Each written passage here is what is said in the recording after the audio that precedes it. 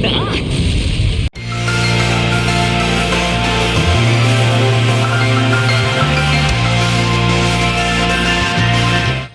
Ys series is one of my favorite gaming franchises of all time. Its addictive combat, stellar soundtracks, and continually endearing protagonists make almost every adventure genuinely memorable. However, even I must admit that the last 4 Ys games having the same style of combat has left me wanting more. Ys 7 initiated the party combat system way back in 2009 before Memories of Celceta, Lacrimosa of Dana, and Monstrum Nox all adopted it and refined it in various ways. Thankfully, Ys X Nordics has finally changed things up, and I have been impressed beyond belief. Since we have no word on when Ys X Nordics will get localized and arrive west, we purchased the Japanese version of the game for the purposes of this piece. As a result, and because I don't know Japanese, the story and characters will not be discussed here. Still, it's worth noting that unlike Ys 9 Monstrum Nox, which is currently the latest game chronologically, Ys X Nordics occurs after the events of Ys 2, taking the place of Memory of Celceta as the new third canonical entry.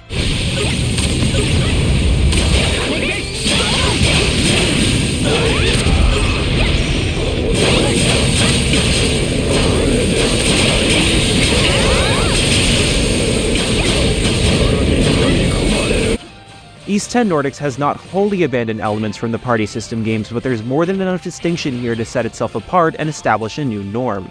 For example, while there are learnable skills assigned to the face buttons once again, there are now only 2 playable characters, except they're tethered.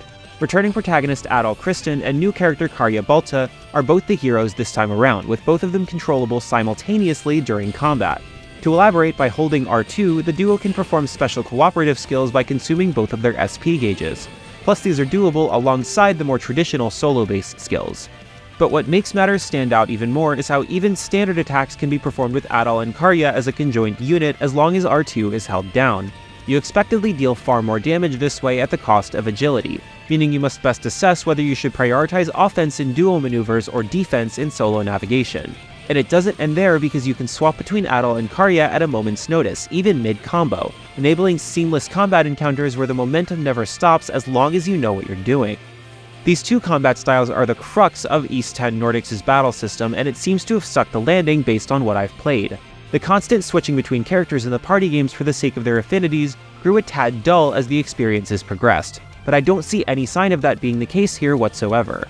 However, I have to emphasize another collectively significant aspect of Ys X Nordics' combat: the altered speed and weight. Attacks in this entry feel far slower and more methodical than in previous games, giving each strike far more impact than ever before. Honestly, it reminds me of 7 a bit. This change alone gives Ys X Nordics an identity all its own. Some other facets worth mentioning are the exploration and new upgrade system. The former is now bolstered by multiple tools like a waveboard of sorts that can traverse land and water, and a grapple that can hook onto select landmarks. Additionally, Adol and Karya have unique charge attacks that burn or freeze the environment respectively. Aside from damaging surrounding foes, these techniques can remove blockades in select areas or provide access to ordinarily unreachable platforms. Everything about exploration so far is just magnificent. As for the upgrade system, it's akin to the sphere grid from Final Fantasy X, except it's far more straightforward. Adol and Karya have nodes you can insert gems into, with various types offering stat boosts. Further, specific nodes will give the 2 heroes new battle skills altogether, so there's a constant sense of reward here that I'm hoping opens up more pathways the later you progress. This is not what the entire leveling system comprises, as Adol and Karya still gain regular character levels. So you can view this new sphere grid-like system as a supplemental mechanic meant to change things up. Ys X Nordics is proving to be exactly what I wanted from the franchise. The refreshing combat structure consisting of melded old and new features has already made me addicted. The soundtrack is exceptional as well, and the new ship combat system, while simple, has left me wanting to experiment with it more. Here's hoping Ys X Nordics greets Western audiences sooner rather than later, because I feel fans and newcomers alike will fall in love with this ambitious step forward.